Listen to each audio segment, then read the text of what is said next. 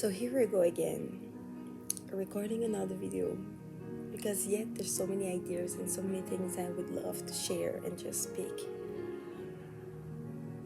out of my heart, out of my observations. And here I'm about to talk again about experiencing and witnessing somebody who's living dementia and who is experiencing a form of, well, let's call it like that, Alzheimer's. And one of the moments happened, and it makes you realize how far off she's forgetful, right? Because she's okay, she's smiling at times. She seems, we believe that she seems to be at the moment with us, but one of the moment I experienced showed me how she's forgetful. Because I literally just showed her, her son was with her. She is scared, and I showed her that her son was there, and then we literally just 2 seconds later came down the stairs, just 2 seconds. And I said, "So, where is your son?" She said, "Oh, I don't know. Is he dead?" Right? And it really showed me, sadly but matter-of-factly, that she's forgetting. Every fleeting moment that passes by is forgotten, and she just literally lives on the present moment, which is funny enough because one of the books I've read was the power of the present moment, which makes you realize that all that you see is an illusion, and that for you to raise in awareness and raise in your highest spirit, you must let go of all the past and future, and that the only thing that is actually is reality, let's put it this way, is the present moment. And when you understand that, you're able to really live in freedom, live in a way that allows you deep contentment and happiness and joy, because you're just focusing on the present moment, which is something that we have not been taught in our society, and that we have a hard time letting go of the past or being anxious about the future. So it's funny enough how I've perceived that, although we see that as a sadness, as a tragedy, people who are affected by Alzheimer's, it's funny enough how those who are considered more retarded, right, in the society, because they're forgetful, are actually living the present moment as it is. And no matter what the person has experienced in their life or has not been facing in their lives, it often comes flowing down when you're experiencing Alzheimer, right? So it can be very painful to witness them living pain, living sadness. You see their fears coming back out. You see a lot of things coming back out, but it's at the present moment. She has forgotten the past moment, and she does not know the future moment. And because she's in that advanced stage where she's forgetting every moment, that is why she repeats, right? She repeats walking around the same way. She repeats questions and asking where she is. She repeats fears that she has every minute. And you're thinking, she's obsessed, right? Like, why she keep repeating the same thing? Because us, we still see her from our perspective and our point of view. And what the human beings are really good at over generation is believing in time. That everything is in a timely matter, right? So there's a current happening, we look at the time, we look at the clock, we look at the calendar. Everything has a continuity, right? So then we see and perceive life in a continuity matter, which means that something just happened, I remember something that hurt me, today is today, tomorrow will be tomorrow, and then we plan things ahead, we think of the past. When we see somebody doing something, we take it, we treat the world in a timely manner.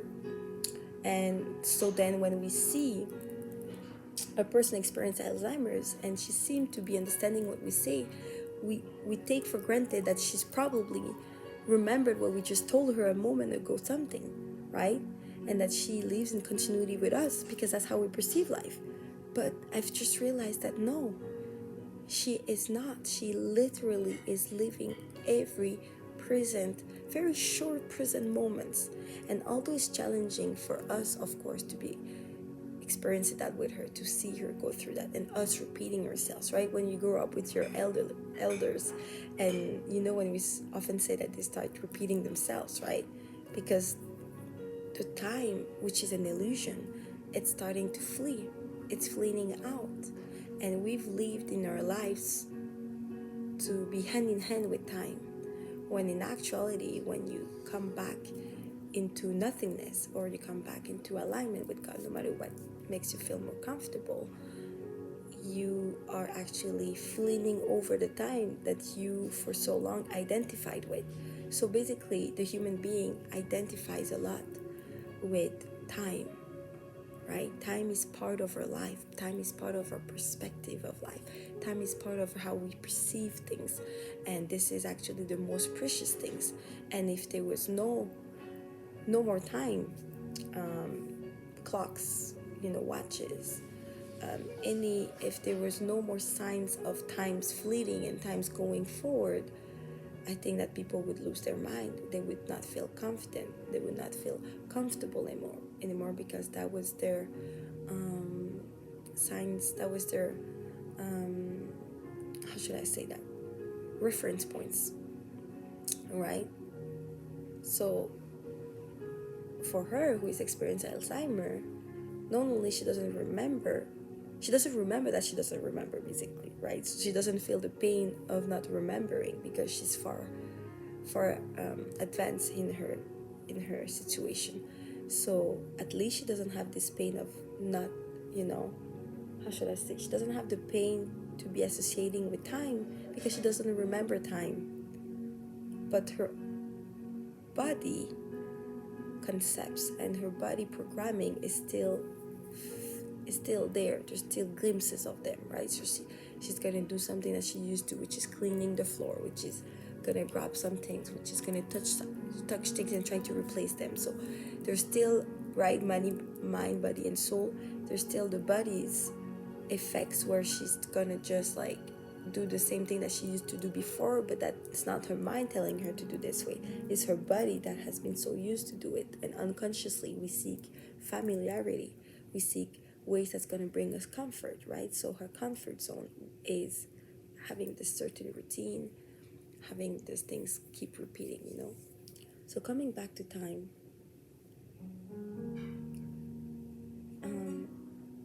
and this is why I've realized how she's forgetful of when we tell her things, right? Like we tell her a lot of stuff to remind her, but does she really register?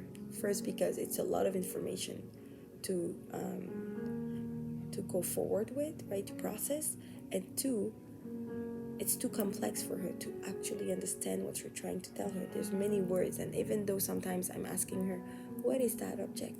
What is that doing?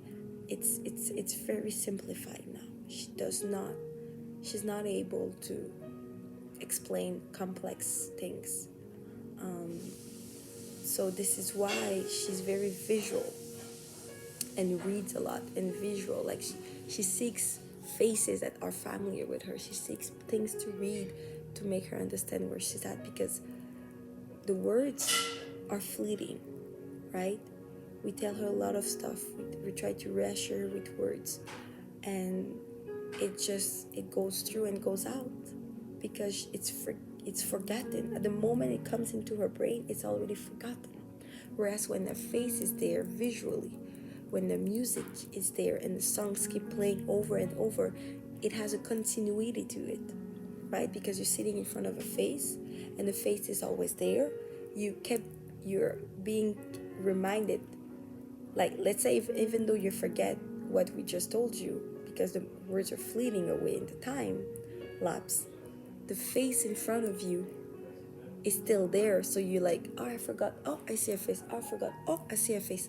So then that's why it reassures her better to see faces, to see visual familiarity. And same for the music and sound. This is obviously my theory here.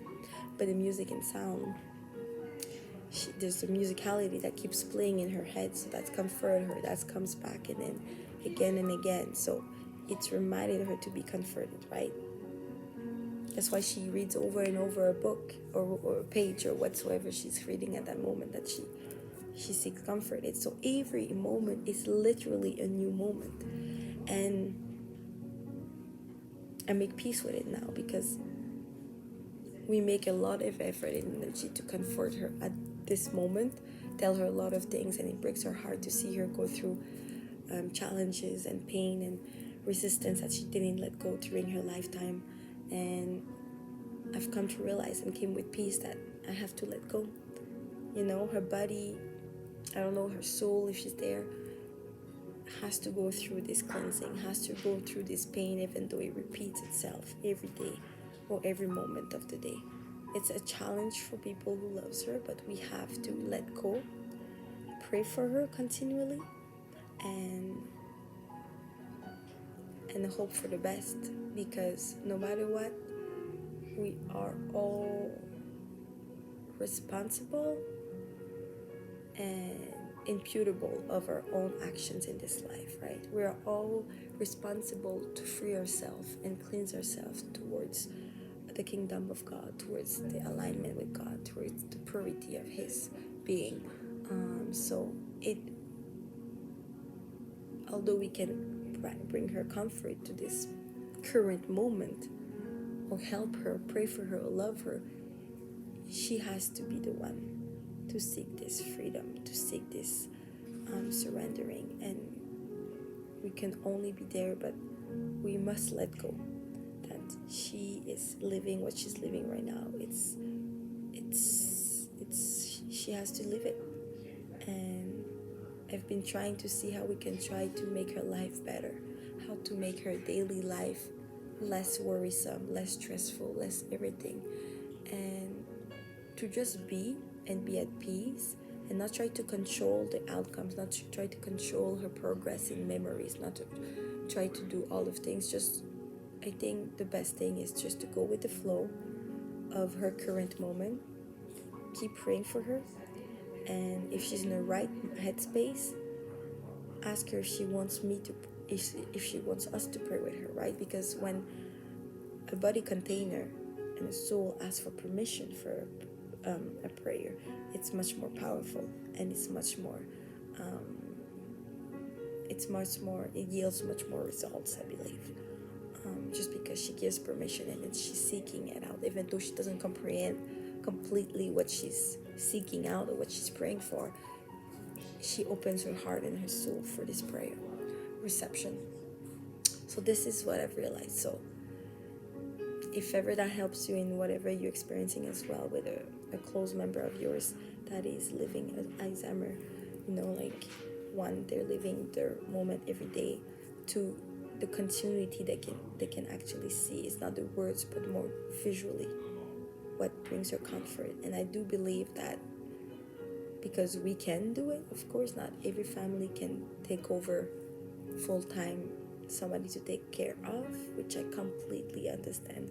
And I do believe that the fact that she's being, you know, every day recomforted and surrounded by her family and loved ones allows her to be more at ease with her cleansing and her purification, let's say, or healing process right now. So for sure, if you can do that, that I think can be a great balm to her soul, than just letting her go on a complete, like, I'm just imagining her if she would be in a complete place that would be cold and that she wouldn't recognize any faces. I think it would just aggravate her situation much quickly, right? Which would make sense. And to let go that even though when she goes into pain, loss, that she is panicking, everything, you can just provide her, you know, comfort, but let go that it's just a current moment and that it's gonna flee. Like everything, time is fleeing. Time itself is fleeing. So I hope that brings you a new angle about time, about people living Alzheimer's and forgetfulness, memories. What is memory, right? We attach ourselves a lot of identity to our time, to our timelines, and to our memories, to what defines us. And when you're understanding, you're able to let go of those identifications. You're even more empowered. Isn't it? Like, it sounds counterintuitive, right? Like, in order to be more strong in the identity of God, you have to let go of this, any identity at all in this world. Anyway, that would be for another discussion. But yeah, I have spoken. Take care, people.